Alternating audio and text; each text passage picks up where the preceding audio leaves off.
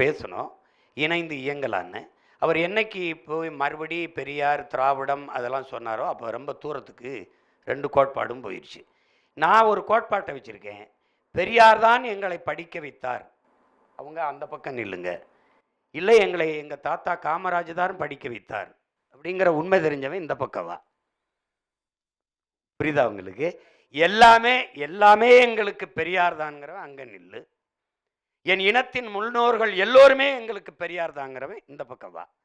இப்போ 2 கோட்பாடு அண்ணனும் தம்பியாக இருந்தாலும் அவருடைய தத்துவத்திற்கும் எனக்கும் நிறைய தூரம் வந்துடுச்சு. இனி இணைஞ்சு வேலை செய்கிறதில்ல. நான் தத்துவ கூட்டம் வச்சுருக்கேன், லட்சிய கூட்டம் வச்சுருக்கேன், அவர் ரசிகர் கூட்டம் வச்சுருக்காப்புல. அவருக்கு திரையில் தோன்றி நின்னாலே போதும்.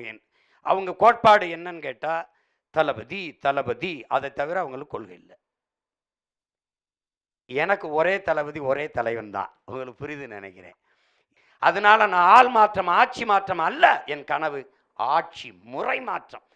ஆங்கிலத்தில் சிஸ்டம் ராங்குங்கிறாங்க, நான் அமைப்பு தப்புங்கிறேன். அதை மாற்றணும்னு நினைக்கிறேன்.